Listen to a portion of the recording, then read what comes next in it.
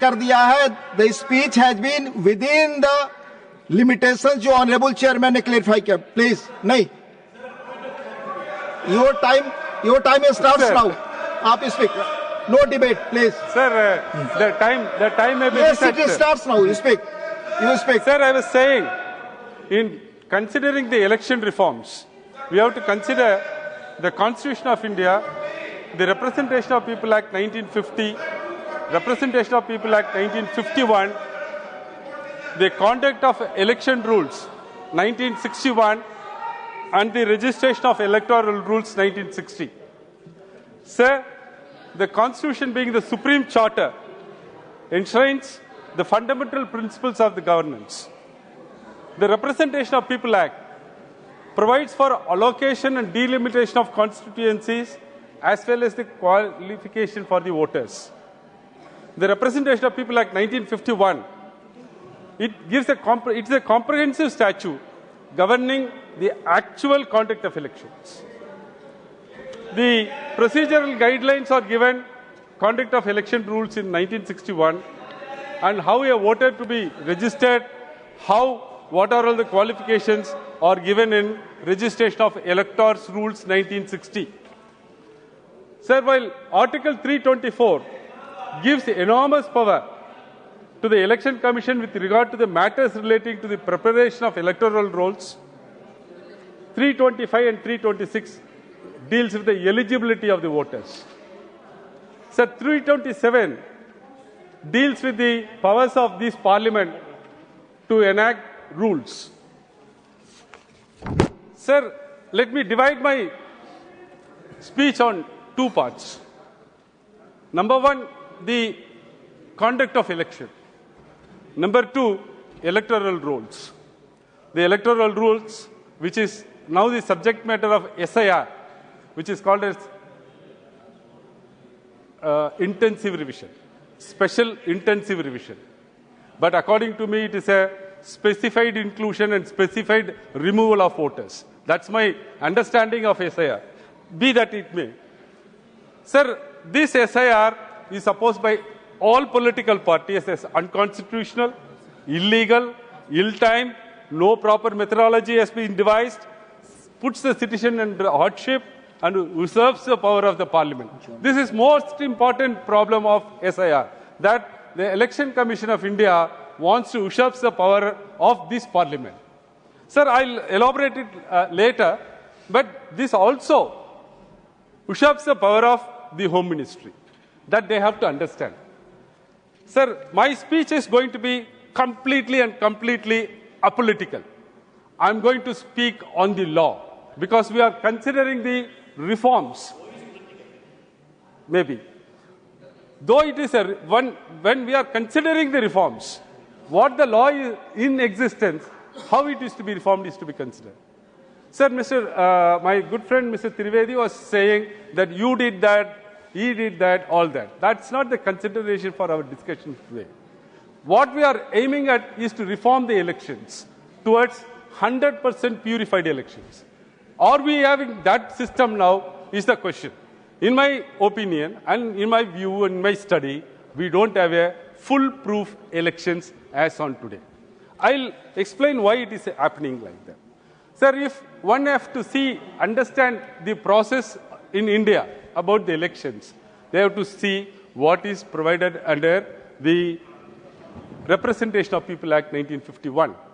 Sir, Representation of People Act Section 169 2EE provides like this, that the Parliament can enact rules, the manner of giving and recording of votes by means of voting machines, and the procedure as to voting to be followed at polling station where such machines are used. From this it is clear that this Parliament alone can devise the methodology of casting votes through EVMs. But what is happening now, there is a provision under Rule 49 capital A of the Conduct of Election Rules 1961, which was enacted by this Parliament, which needs a serious consideration. Why I am saying that is that it provides that the electronic voting machine shall have a control unit and a balloting unit and shall be of such design as may be approved by Election Commission. The whole problem emanates from this, because we have given this power to the Election Commission of India. We have not gone into the design. We are not aware of the design. The people who are casting their vote are not aware of that design. What is happening that VVPAT also was later introduced in 2013. Sir, now the EVM design, which is devised by the Election Commission of India, is causing the most problems. Why I am saying this? Most of the issues were debated in the courts. Sometimes courts have rejected it. Sometimes said, I am expressing my faith in the Election Commission. Sometimes say, change this pattern, change this procedure so as to attract transparency. In spite of all that, what is happening is, in 2024, the Election Commission released a book, namely Frequently Asked Questions about EVMs. Only 2 questions. It is having about 102 questions framed by Election Commission, answered by Election Commission. 2 questions are very, very important. Question number 35 is, how are the political parties, candidates and their representatives involved in EVM process? For that, the answer was, no, we are giving the machines to you for first level checking, for first randomization, second randomization, mock polls, everything. So that is how we keep the transparency. Question number 52. There the question was, EVM with, I quote, EVM with VVPT introduction is no more standalone device since it has to be connected to symbol loading unit for symbol loading. Sensors, printer, light mechanism needs drivers along with the microcontroller. Hence, how can it still be called a rudimentary device? That's the question raised by Election Commission. Answer. Symbol loading unit is part of the EVM infrastructure. The control unit, ballot unit with VVPAT still remains a standalone device. In order to print the VVPAT slips, VVPAT needs to have the symbol information, so and so, so and so. But how it is, that is symbol loading unit, is a standalone device, is not answered by at all by the ECI. They cannot answer also. The problem where it emanates is, before 2024, or at least till 2021 elections, what they used is generation 2 machines, called as M2 machines. Now, 2024, you are using M3 machines, generation 3 machines. The difference between that, to understand the difference, one have to imagine a computer, what is available in your office or in the home. What an ordinary computer is, there is a keyboard. Whatever you type in that keyboard will be stored in the CPU, namely Central Processing Unit. Later, whatever saved can be printed or shown in the monitor. The M2 machines followed the same protocol. Ballot unit, the voter cast his vote, which will be recorded in the control unit, like CPU. What is recorded in the control unit will be printed and shown in the monitor. Without anybody's consultation, without notifying the Parliament, without taking anybody into confidence, the political parties, M3 machines are now introduced.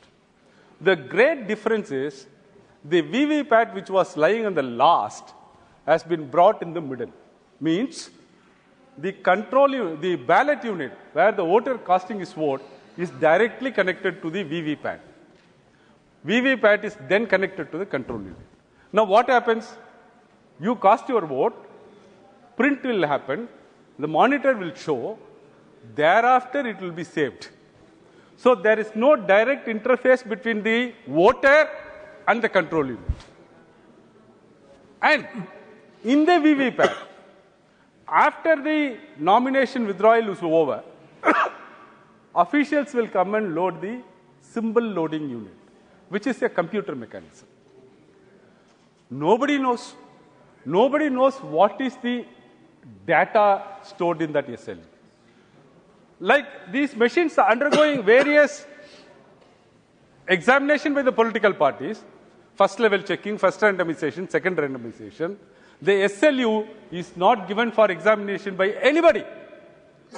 The political parties, none of us are having any control over or knowledge over what is SLU means, what is SLU is, when it is being fixed, who is doing that. Now, after printing your vote, after showing you in the monitor of VVPT, when giving command to the control unit, you have to record this particular symbol. There can be any number of changes through a microchip. This is the problem. Without dehorsed SLU, there is one more interesting answer given by ECI in that frequently asked questions. Question number 62. In that, Election Commission of India admits, it's still available in their website, that the margin of error in report of the committee was put as 2%. That is, for every elections, there will be 2% error in the counting of votes.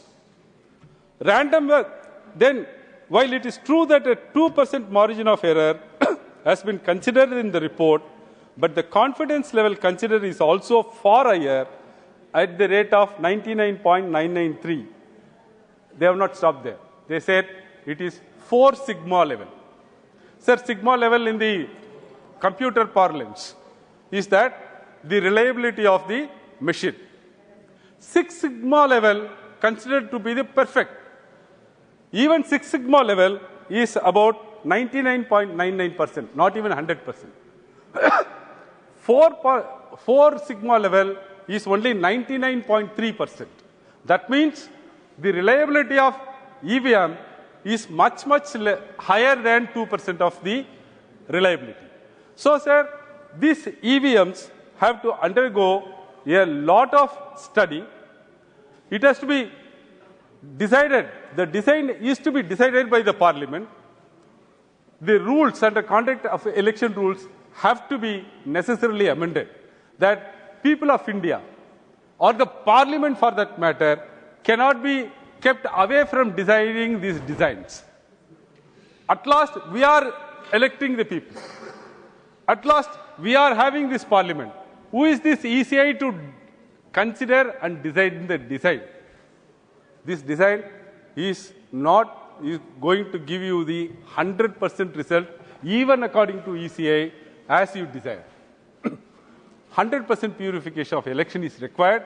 If it is required, Section 40, Rule 49 is to be accordingly amended. That's the first reform I suggest. Sir, apart from this, as I said, in 2024 onwards, the pattern changes happened. There is a possibility of manipulation. Sir, when we speak about free and fair elections, we speak of very soul of our democracy. The standard we must adopt is not merely that tampering is improbable. Tampering must be made impossible. The integrity of our election process cannot be a matter of probability or statistical likelihood. It must be an absolute certainty that admits no possibility of manipulations. Sir, with that, I would say that Rule 49 is to be amended accordingly. Sir, I want to say one more thing on the symbol loading unit. Sir, while loading the symbol loading unit, that is just after the withdrawal of nomination, why no political party, no candidate or his representative are taken into confidence? You are showing these machines at every stage to the candidates. Why symbol loading unit SLU is kept as a secret? That explanation is not coming forth from Election Commission of India for all these years. So the design should be analyzed, it should be discussed, Parliament should know the design, and people should know what is happening while they are recording their votes. Sir, I'll come to the next stage of the elections. After the elections, on the completion of election, 17C forms are given to every agent of all candidates on the closure of the election. Why not the Election Commission of India publish this 17C forms in their website at least on the next day of elections? They are not doing this. That is why there is a lot of discrepancies between how much votes have been recorded, how much have been counted. This problem, sir, you can see in every newspaper after elections. There are votes counted more than what are polled, or votes not available for counting after what they are polled. For unless and otherwise, Election Commission of India publishes 17C forms on the next date of election, at least one day prior to the counting in their website, there cannot be any certainty in that. Number one. Number two, in the 17C forms, which is annexed with the Conduct of Election Rules 1961, if you can see, that there is no column which provides for at what time the election was started and what time it was closed. Sir, should not it be a very matter of a concern? Because elections means what time it started, what time it's closed, at what time the end button is pressed should be recorded in 17C form. It will give more transparent account on the election. Not only that, sir, there are very many possibilities that the elections are stopped. They're saying that the machine is not properly working, VVPAT is not working. In those areas also, in that circumstances also, 17C form should provide a column when the election was stopped, when it was restarted. Unless and otherwise, this form 17C is amended suitably by this House or by this Parliament, there will be lack of transparency. Sir, the third one is counting of postal votes. In postal votes, there are two categories. I am concerned about postal votes which are called ETPBS, electronically transmitted postal ballots. Sir, there is no proper guideline in counting the electronically transmitted postal ballots, ETPBS.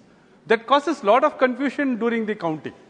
So, I recommend and I suggest and I request this August House to consider bringing reforms in the Conduct of Election Rules 1961 so as to provide proper 17C, proper counting methodology for ETPBS, namely electronically transferable postal ballots.